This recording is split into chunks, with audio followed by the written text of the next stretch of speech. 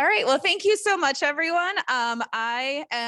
This is either going to be really great or just a really interesting journey for you all to be in my head. So either way, it'll be fun.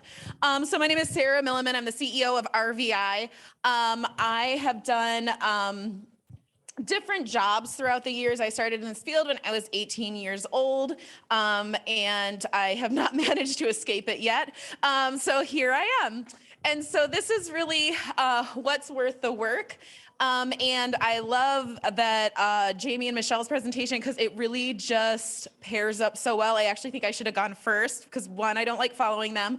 And two, we're gonna kind of get to our why, right? And we're gonna do that in a very interesting journey. So something I do need from people, I need someone to be my timekeeper. So every 10 minutes, if you can give me like a wave, you got me? Awesome. Thank you so much. And then in just a little bit, I may need some help with writing, but we'll see. So you can go ahead and move to the next slide. So last year, mid-pandemic, I was having a crisis personally over just everything. I had just started as CEO, a pandemic hit. I already felt like I didn't know what I was doing. And then it turns out I really didn't know what I was doing. And it was all very rough. And so a friend had sent me an article by John O'Brien. And this article was called What's Worth Working For? So I didn't steal the title, okay? It's just kind of similar. But this quote, which isn't even from him, really, really stood out to me, and I couldn't get it out of my head. And it's this: a human service organization whose members discover and commit themselves to a common vision of inclusive community has an alternative to bureaucratic control mechanisms. We talked about that in our last sessions, right? People with a common vision have a sense of direction. They find it easier to face difficult situations, cooperate, deal with conflicts, create innovations, and stick with their work when the things get difficult than the people who are controlled only by hierarchical relationships do. And while, yes, I do love the whole part about inclusive community, right? We all do, we all feel that. The thing that really stuck out to me is that common vision. What is our common vision? And it's really easy to have, right? As providers, as organizations, right? We have that common vision. But what if we all don't? Has anyone ever been in a team meeting with the person we support, with their parent, with their friend Joe from Burger King, with an SSA, and then maybe a community inclusion person? Oh, and we have an employment navigator. Okay, we have these big teams. We have our behavior specialists. We have all these people. Have you ever been in those meetings where there's no common vision? I have. And I immediately want to stab myself in the eye with a pencil, right? It's not pleasant. When we don't have a common vision, we're all going in different directions. And then that's when we get into that hierarchical category, right? We're the county board. Our job is to regulate. I don't know any county board members that speak like that. So, but we have that. We have DODD. They're telling us what to do. We have providers. Hey, we're the experts on this person. We've supported them for 30 years, right? We're all just kind of arguing, and we're trying to say like top dog, not top dog, but like, no, we know what's best. We know what's best. And we forget the people we support, because we're in a hierarchical method of being. You can go ahead to the next slide, thanks. So how do we get a common vision? How does that happen? I would like to say, I think over the past year, we've seen more common vision, right? Because of the state of emergency that our system is in. We're all like, oh, holy crap, yeah, we gotta keep these people alive. Okay, that's a great common vision, right? I would like to get beyond that a little bit more in the future, right? But that's a place to start. So how do we get a common vision? You can go ahead and go to the next slide. And this really got my head, this is just another day in the brain of Sarah. And so I just started thinking about the system, right? The whole DD system. I have worked in the system. I am a parent of a person who utilizes the system. I help other parents navigate the system. I don't like the system much. Okay. It's very confusing. I was just thinking about, God, it's so confusing. And the people we support, like, nothing about us without us. Are they involved in making these rules? Are they involved in the policy? Like, how do we look at the system? Are we doing what we're here to do? Or are we just creating policies? Like Jamie said prior, we're really good at creating policies about stuff. There's over 130 without amendments. I sat and counted them all because I was in this state of mind. And then I just started thinking about the journey. How did we get here? How did it all get here? And then I really flipped to trauma-informed care. When we have RVI, something that we do a lot is we're team underdog all the way. So the more uncompliant you're labeled or behavioral you're labeled, chances are the more we just adore you and we're gonna support you, right? No one wants those easy people. We gotta have a challenge, right? So we use a lot of trauma-informed care. So in thinking about this, I actually called up Jamie Steele and said, Jamie, I had this thought. And he was on vacation and he had the nerve to call me back. I said, hang up your damn phone and go on vacation. I'll tell you my crazy theories later. But I started thinking about trauma-informed care. And in trauma-informed care, something we know is that trauma that is not healed is transmitted. And I got to thinking, the DD system, I think this might be the next slide. Yeah, it is. The DD system was created by families, specifically our system here in Ohio with the county boards getting people out of institutions. It was created by people with disabilities and their families to help give them the support, right? And then here's the DD system that exists to support people with DD and their families. So it's like this whole thing. And I just started thinking, what if as parents, what if as a state, as a nation, we never healed from what we've done to people with disabilities in the past? And what if we have spent all this time putting Band-Aids on things because we haven't healed it? And how can we move forward as a system if we don't address our roots and if we don't look back and we don't heal?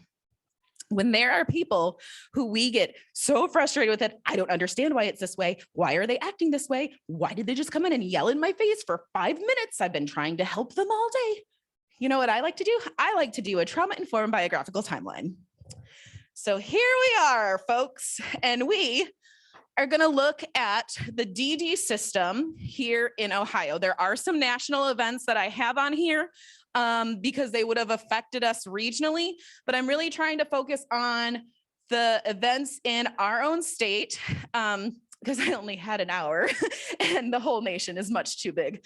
But I thought, what if we did this trauma-informed timeline, perfect, on the DD system? So do I have any volunteer who would be willing to be my scribe? Jennifer, she already offered. So that's good. Okay, so who here is familiar with a trauma-informed biographical timeline? Raise the hands. Okay, so let me just do an overview. Birth is where we start.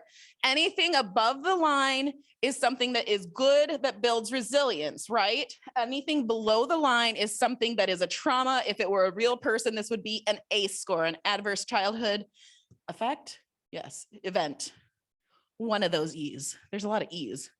And then we're gonna go through. And so this is gonna give us a picture of the system. If you're imagining the system as a person, it's gonna give us a picture of who this system is, okay? There may be some things that are just, do you like my ability to draw a straight line, guys?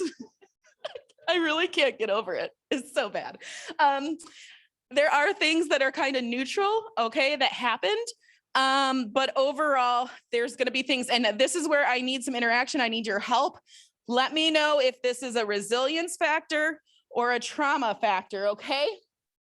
So you can go ahead to the next slide if you would. In 1848, the father of the American institution, Samuel Gridley Howe, opened the first institution, I believe in New England. Something I like to mention about this, Samuel Gridley Howe had good intent. He was the first person to look at people with disabilities and say, you know what? People with disabilities have the ability to learn. They have the ability to do more. I'm going to start a vocational school, and we are going to teach them things to help them succeed, and then they're going to go back into their community. It was never an ill will. And this is something I think about all the time when we think of intent versus impact. Our field is full of good intent. But if the impact is negative, we got to go back and change the culture, right? And we need to always keep that in mind. Some things that ended up terrible started out really good.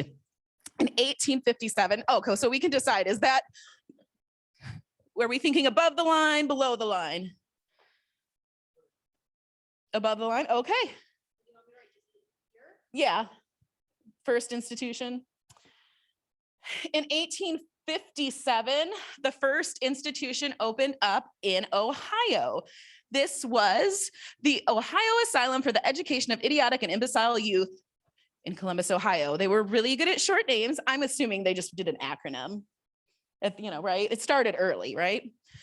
But when you look at these training schools were considered an educational success, offering hope to many families with disabled children. Up until this point, parents didn't have much hope. Again, this was something that was seen as good. If you've ever heard me speak before, you've probably heard me speak about the importance of hope, right? If we don't have hope, we can't go on. Hope is vital to our imagination. Imagination is vital to our future, okay? So what are we thinking? Above the line or below the line? Above? All right. So 1861, I'll give you time to write, Jen, sorry. Yes, I was the OAFTEOIAIY. I think it's perfect. Slides off the tongue. 1861 to 1865, we have a national trauma. We know this affected us, right? And that is the Civil War. During this time, a lot of focus was shifted in terms of disability, right? So during this time, we saw a lot of people rethink their ideas of disability because there were so many disabled veterans coming back, right? Cannons, missing limbs, amputees. And we started to see, and there is some earlier legislation in the US from the Revolutionary War, but you really start to see hierarchical thinking of disability, right? If you were born with a disability, right?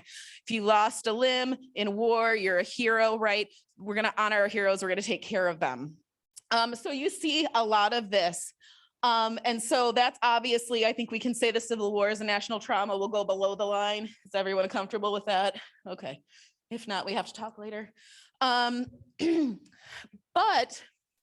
from 1865 to 1870, I'm also a huge history nerd, if you guys haven't guessed that yet. Jobs were needed for returning soldiers. And this caused like, it's not a gap, I don't know what I'm trying to say, a hindrance, right? This stopped people with disabilities from going out in their communities more, because we had a lot of soldiers coming back. They needed jobs. They needed to, we also have in here the Industrial Revolution is taking place, right?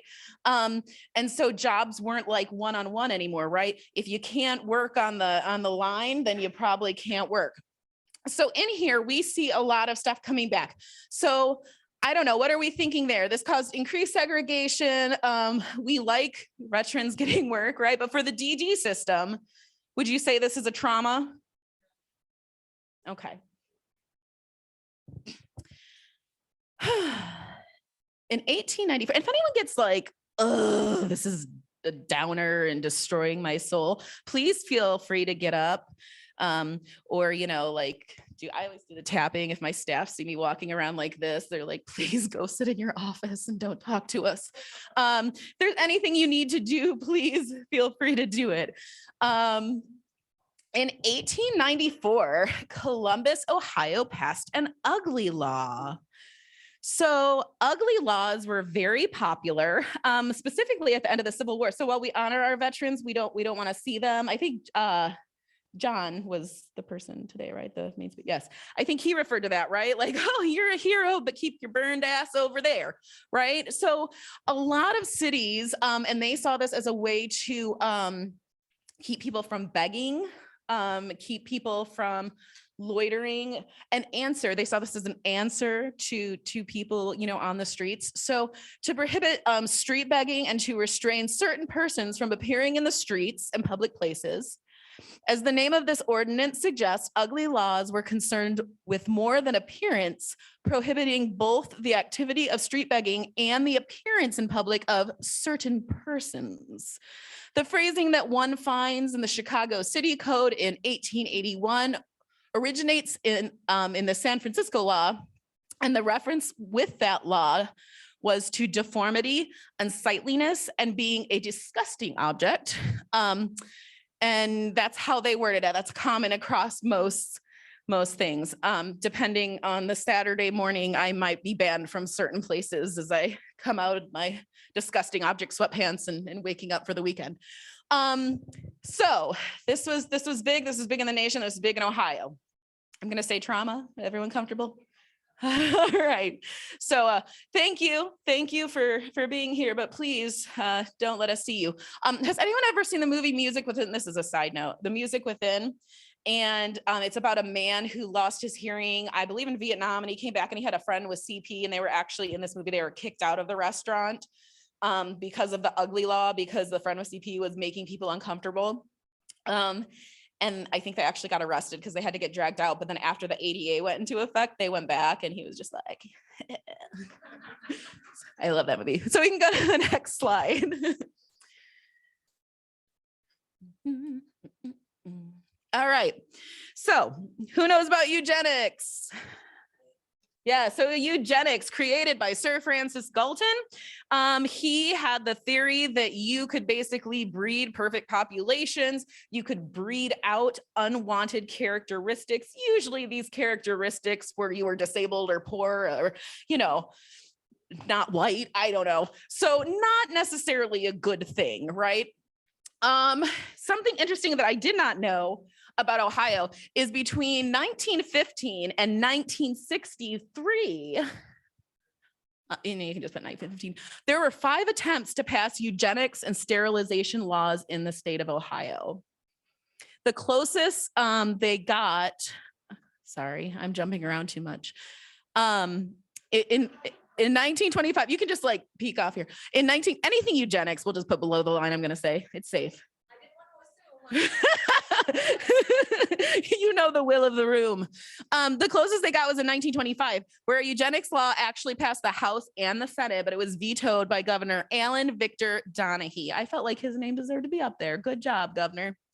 In 1916, and this is where I got 2 articles, in 1916 and 1918, 2 very scientific papers were published. Thank you. Oh, you're so good at that. I love it. And these were on different families. So the family of Sam 60 was published in 1916 by Mary Storer Coster. And the family study identifies 5 generations of Ohio families and the hereditary transmission of feeble-mindedness and other criminal traits. I like it's and other, like feeble-mindedness is a criminal trait, and from parents to children. And they went back as far as the 18th century. So they did 5 generations, and they felt like by this study, they could prove that this family needed to be sterilized. Their genes should not continue. They must be done. There is also another one that's very popular in the state of Ohio. And I did this wrong, but it was in 1918. It's called The Feeble-Minded in a Rural Ohio Town. in a rural county. So there was a lot going on with eugenics in the state, multiple push for sterilizations. There are about 5, because while there weren't laws for sterilization, there weren't laws against sterilization. So there are sterilizations that did take place in the state of Ohio. Because judges were like, well, there's not a law, but there's not a law against it. And so there were some. And until that we got out of this idea, it was very prevalent. So big kudos to the Ohio Association of County Boards. There you go. Their website has a great timeline. And I was able to use a lot of this stuff. It was not printer friendly. So I had to email about that, but it was a lot. It was really good. So in 1933, we see the first,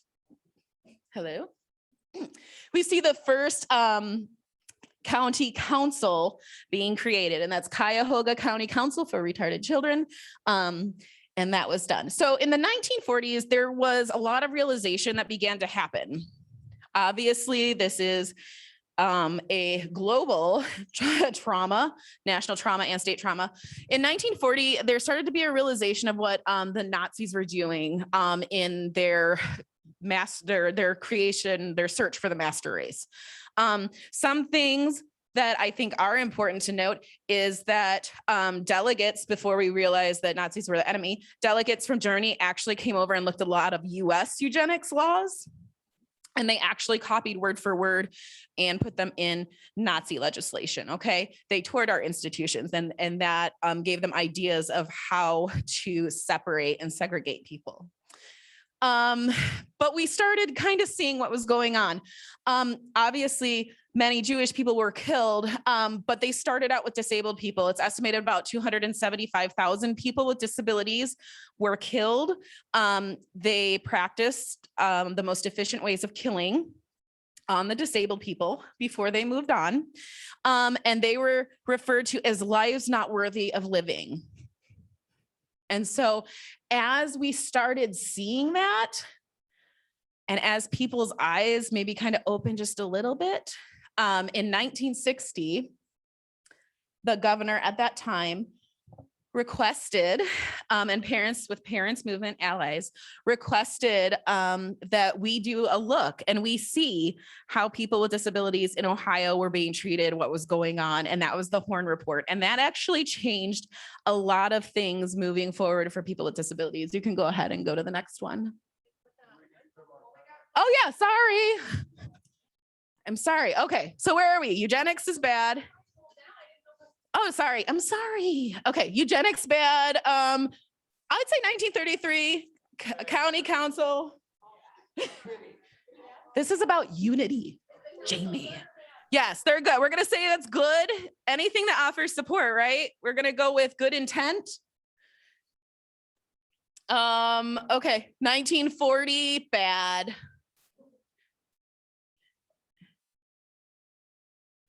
1960, good. Just put the Horn Report.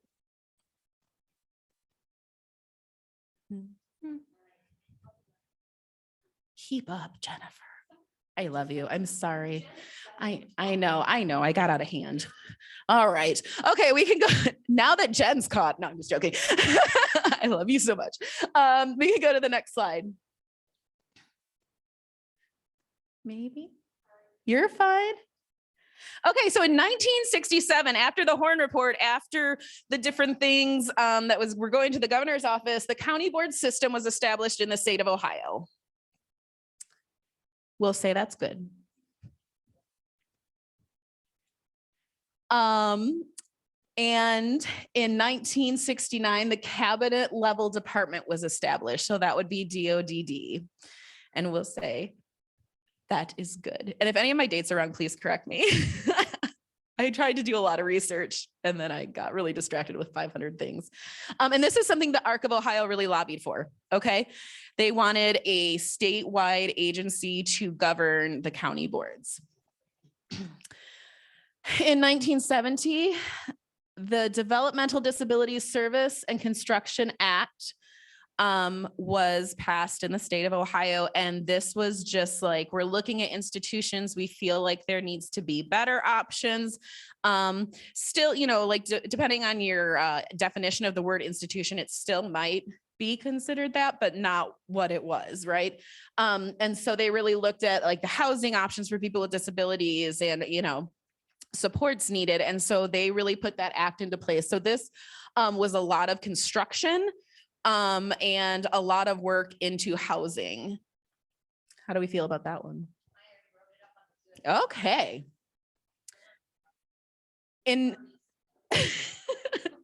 Back in the 30s, I learned my lesson. In 1972, Willowbrook. Has everyone seen the Willowbrook documentary? Young Geraldo, man, just opening the eyes of America. Just love him. Okay, so this really spurred a lot of community placements and services. So we got into the institutions, and Willowbrook is a really dire, look at those babies. Oh, I can't. It's a really dire situation, right? But in many American institutions, it was a lot of the same. They were understaffed. Institutions had become a catch-all for people with disabilities. If you had a child that was born with a disability, you were told to tell people your child died and to send them away. You were told you were not capable of taking care of them. They would not have a good life. This is what's best for them. And there was a lot of shame involved, right?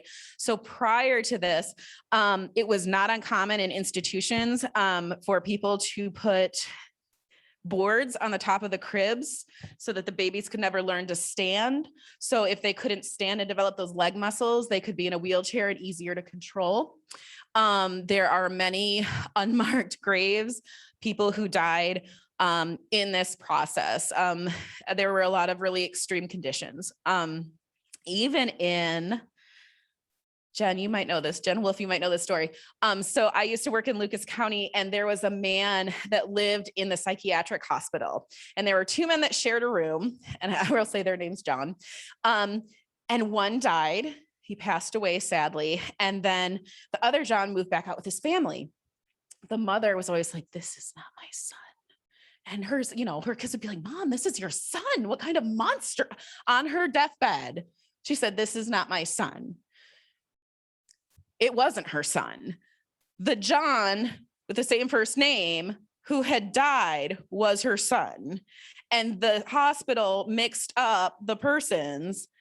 And yeah, so when I say there wasn't a lot of record keeping about who had passed, or that's a lot. That's like a very true story. And I could never, and can you imagine like this poor woman just trying to tell people like, this really isn't my son, and just being like, wow, you're an evil person. He's your son. But because of Willowbrook, because of the Willowbrook documentary, because of other, a photo documentary called Christmas in Purgatory came out around this time. And because of that, it did lead for a big push for community placements and services. So we could put that maybe in the middle. Okay, yeah, let's say Willowbrook bad, community placements, community services good. Because what happened is when they shut down a lot of these institutions, they sent everyone back to the county of their birth, but without supports, right? And so that's where parents came in and said like, yay, we have our kids back, but someone help us, for the love of God, what are we supposed to do? And so that's where a lot of the services really started coming in place. All right, if you can go to the next slide. Okay, I did not go too far forward because that took out a lot of my time. I'm not gonna lie, a lot of time. Some good things we have are the 1973 Rehabilitation Act, the 1990 Americans with Disabilities Act. And does anyone want to throw things out in the last 30 years that we can put on there? Olmstead 98. Yeah, the Olmstead case, yeah, Supreme Court. Yes, ma'am.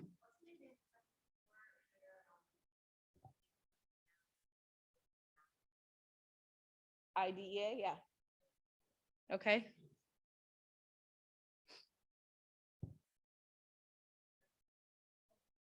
Yeah, just, you can just put idea.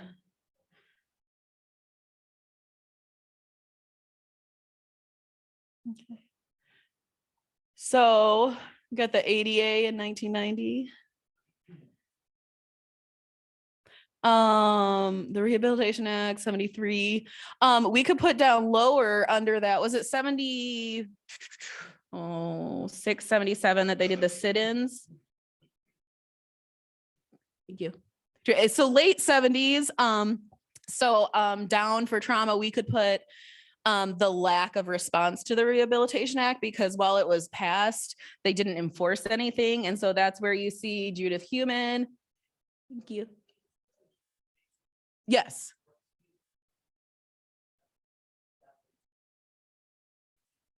Yeah.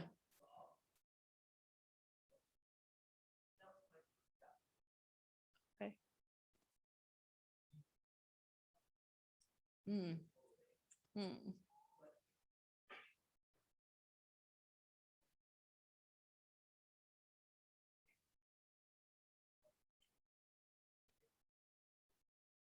Mm-hmm. Oh. Ugh.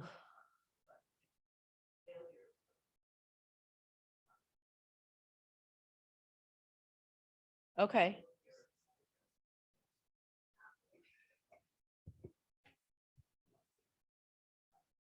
Okay. So you're saying a trauma would be failure to follow the deinstitutional guidelines? Yeah, absolutely.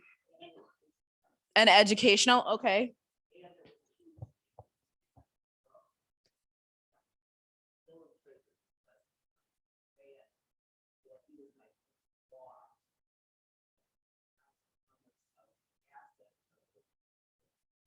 Oh. Okay. Oh, thank you. Okay. Okay. So did you put the X? Yeah, just put it down there. Thank you. Thank you so much. All right. So as we look at this, you're good for now. Thanks. Thanks, Jen. Everyone give Jen a round of applause. So as you look at this, so if we were in a very formal trauma informed guideline, looking at the traumas, looking at some of the resilience, but what's working on you right now? What's an emotion? Let's check in with our emotions. What's an emotion that we feel? Anger. Frustration, what'd you say? Shame? Yeah. It's really important to remember when we're looking at this, and if we're looking at it kind of like as a person, it's really important to remember how we're feeling in this moment, because that's a good motivator, right? So our next step, if we look at this, so we've had some good stuff, right? We've had some good stuff happen. We've had a lot of negative stuff happen, right? And we're probably not scratching the surface. This isn't super scientific right now, guys. But when you look at this, if this is a person, if the DD system is a person, I know it's a stretch. What is the DD system? Give me some things. If you see this, what is this? If this were a person, what would they be because of what's happened to them? Oh, hold on. I hear two things. Okay. So traumatized. I can't spell. Who said something else? Criminal. Ooh. Untrusting.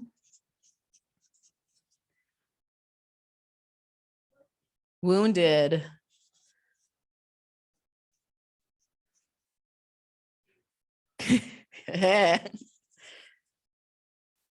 Yes. Confused. Anyone else? Okay. So if we're looking at this right now, here's what we see. We see trauma. We see criminal activity, untrusting, wounded, and confused. So, and I'm sorry if you guys can't see all this. If this is what the system is, what does the system need? That's what I need. What? I'm sorry, please say that again. Okay, so they need education. Okay.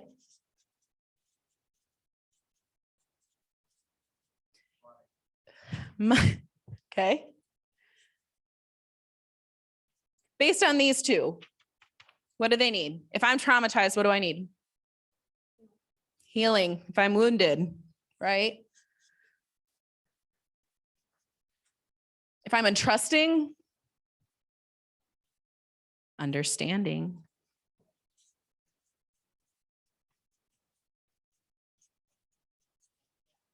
Compassion, yes. Check my time. Check my time. Oh, yes.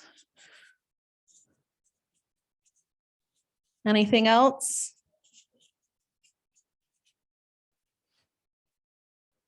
Okay. Ooh, I knew I liked you. But can I spell acknowledged? I do want you to spell it for me. I'm not gonna. I would never have made it out of college without spell check. But so this is our team effort now, right?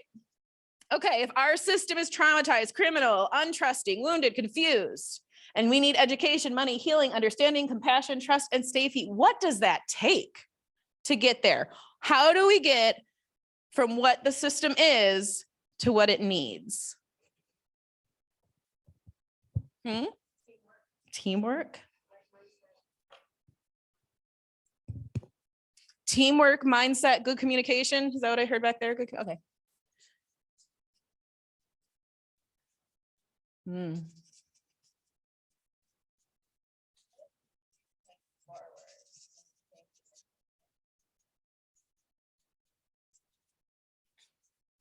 I have to repeat that. Continued change forward. Ooh.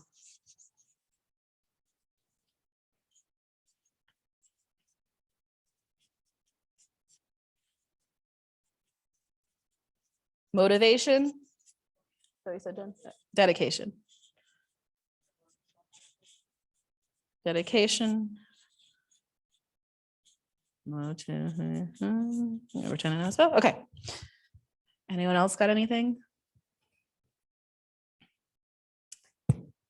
All right. So our next question, let's see if I can do this without stabbing myself.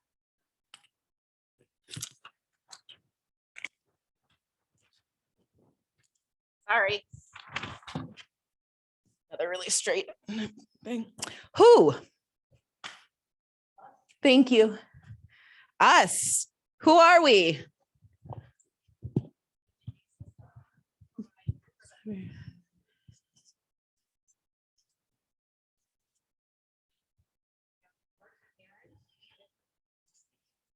Yes. Parents.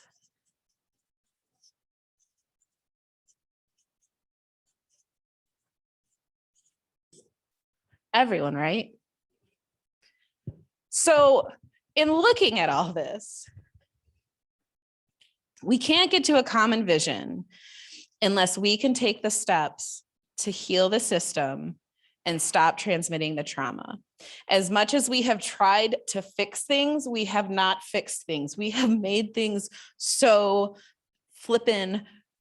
I don't have to put a change jar there. Sorry, my staff are all like, oh, she said flipping, that's a change. It's so complicated. We've been chasing our tails. We've been trying to fix things, but we can't fix things unless we heal the trauma. We can't fix things as providers unless we heal the trauma of what we have done to people historically, not us. No, not you personally. You're not responsible for the mistakes of the past, but you're responsible for healing them. And sometimes that's a really crappy job, right? Because we've been perpetuating these systems for a long time. Parents with disabilities, did we ever deal with what we did to our babies? Did we ever heal from handing our babies over to other people and to telling lies, from not visiting them to having guilty secrets. Did we ever heal from that? Did we ever heal from, as a state, from the things that we passed and the papers we wrote? But we just keep trying to fix it, but we've never healed it. And it takes all of us. And until we can do some healing, we can't move forward. I have a quick video, like a 10-minute video I want to show you. But the way we do this is relationships, right? Trauma is healed by relationships. And so when we talk about culture, when we talk about that common vision, when we talk about finding what's worth the work, how is it worth healing and building relationships, right? That's where we have to focus. And that's not always easy, but I think we have an opportunity right now. I think, Jamie, you said that. I think, that the change happens in chaos. We have an opportunity and we have to grab it. We have to develop those relationships. And that doesn't mean like, you're my county board and I'm just really so grateful for you all the time, even though I have hidden resentment. It's, you're my county board. You're the parent that really keeps irritating me, and let me work this out with you, right? Have the relationships. Not all relationships are cozy all of the time. Do not be afraid to speak the truth. There is power in truth, and speaking truth can heal things, even if there is that wounding moment. So I am going to show you a quick video, if we can pull it up. This is not from the state of Ohio, but when I talk about trauma, I think of this family and this story. There are outdated words in it. I don't know if that link up there works. So please be aware of this. It's about 10 minutes and then we should be good to go. That's my why. Look at her. I always got to throw her in there because she's so darn cute. She makes listening to me worth it. It's like a little perk. Has finally made an appearance. That face wouldn't be. That's a commercial, so we're good. It's. I hear it. The picture is worth 1,000 words. Then is there a way to get it on the screen? Family in the 1950s tell the story of a typical American. Can you swipe it? If not, I will give you the. It's not quite as good with me telling the story.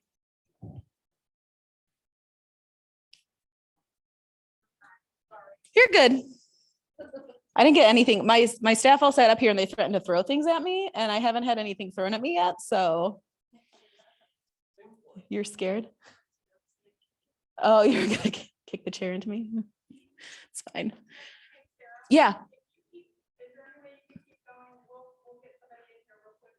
Oh, sure. That was really the end of my presentation, though. So anyways, does anyone have any instances or thoughts around this of, finding common vision and ways to work together better, healing relationships? Does this make sense? Or are you all just very weirded out by the way my brain works? Thank you.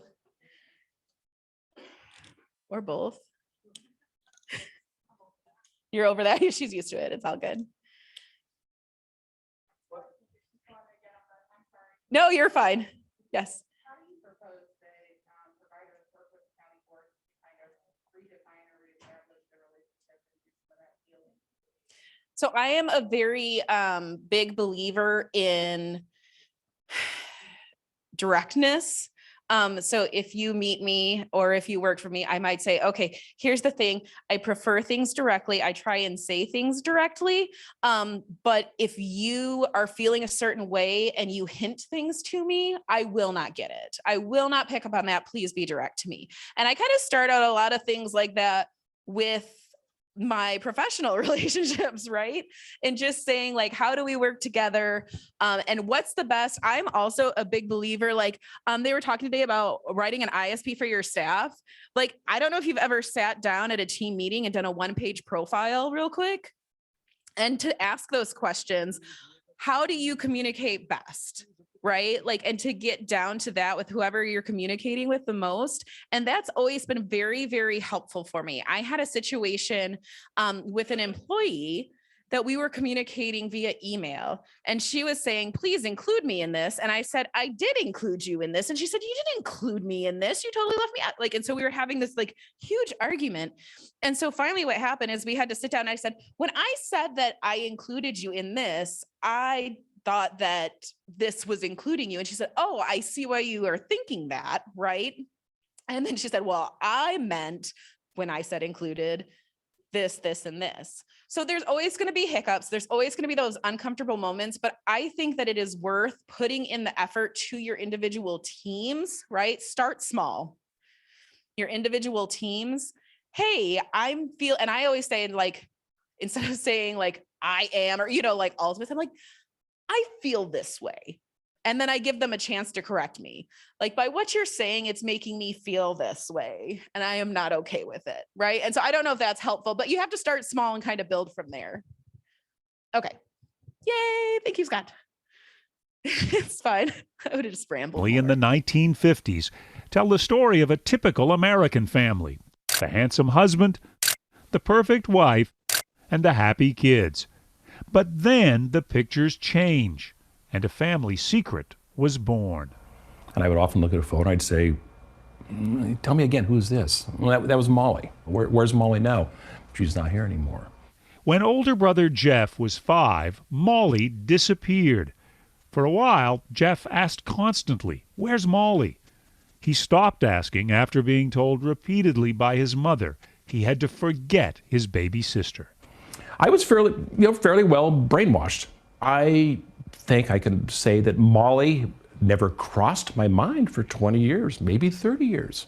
That is until someone else from his past came back into his life. I mean, I had not seen him in probably 25 or 30 years. Cindy Thompson grew up with Jeff in Astoria, Oregon. The two even dated in middle school.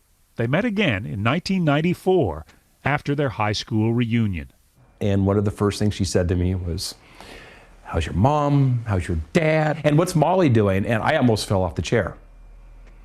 I said, how do you remember Molly? And I said, everybody knew about Molly. He said, what do you know about Molly? I said, well, she was sent away. I don't know where she went, and I never heard what happened to her. She's still alive. And Jeff said, I don't know. It almost ended our relationship right there. Cindy was so upset, saying, how could you not know where your sister is? Nevertheless, Jeff and Cindy's relationship grew. They got married. But it would take another 10 years before the mystery of Molly's disappearance began to unravel. And it was only after Jeff's parents, Sue and Jack, passed away. My father died. Cindy said, time's up. I'm going to find Molly. Turns out Jack Daly kept information in his wallet about his only daughter and a secret file hidden away. And within 24 hours of Jack's death, the mystery of Where's Molly was solved. And Cindy picked up the phone, started making some phone calls, and it was the third call.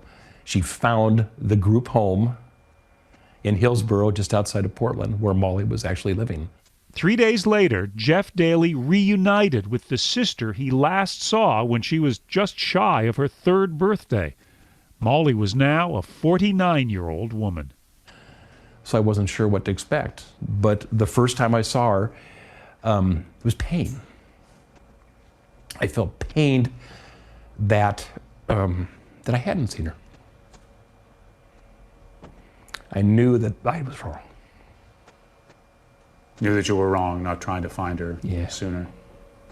That here indeed is this individual that has personality, and she's my sister. And I let her go for 47 years without ever being part of her life. Because Molly couldn't tell Jeff and Cindy about those missing 47 years, they set about filling in the details, which brought them to the institution where Molly was sent back in 1957. The Oregon Fairview home. Fairview has now been closed for almost a decade. The buildings where Molly and thousands of other children lived are in decay. But a film that shows what life was like here in the 1950s gave Cindy and Jeff a disturbing look at how Molly spent her childhood here. Kosher Cottage, first stop in the journey of a mentally retarded child. And the last thing Jeff and Cindy expected was to see Molly herself in the film. when she was just 5 years old. And she was at the beginning of the film. And when we saw that, we crumbled. At the time, the film was meant to be a testament to the state-of-the-art care given to patients with intellectual disabilities. Fairview, founded in 1907, was originally named the Oregon State Institution for the Feeble-Minded, and it was hardly alone. By 1962, 49 of the 50 states in the U.S. had at least one institution for the mentally disabled. In all, there were 123. After World War II, in the early 50s, you increasingly had physicians who would tell parents to put their children almost immediately in institutions after they were born if they had an apparent disability. James Trent is a professor at Gordon College in Massachusetts and the author of A History of America's Treatment of Those Once Called Mentally Retarded. He says Molly's parents undoubtedly acted on what was common advice in the 1950s. Most physicians would tell them for the good of the family, for the good of the other children in the family, for the good of the stability of the family, it was best to put the disabled child in a state institution. That was the way it was done. The state asked you to do that. The doctors told my parents, it's okay, let Molly go to Salem. She'll be in an institution, she'll be better off there. But Jeff believes Molly was not better off. Molly had some minor disabilities, but we believe that when she went into the institutional, she became institutionally retarded. The environment created her, forced her into being what everybody else in an institution was, which were people surviving. In combing through Molly's records, the Dalys discovered that despite the family mandate to forget her, Molly did have some family visitors through the years. My mom went there once, from what we understood. She went there one time a few years after Molly was sent there. We don't know why. We just found a little note in her records that mother had visited. But other than that, she didn't visit. Was it shame that kept your mother from doing this? Was it just that she didn't want to acknowledge even Molly's existence? I never could understand as how a parent that you could just throw up this firewall between you and a daughter. But to send her away and say, no more conversation. She is not part of our lives. We're not going to talk to her about it. So whether that's shame, it's a horrible dilemma I think that my mother had to go through. At first, Molly's father visited often, until Fairview's staff advised him to stop because Molly would become inconsolable after he left. But Jack Daly found an ingenious way to continue visiting his daughter, one that might bring a smile to her face. He did go back, only a way that I suppose my dad could have figured out. He went back as a clown.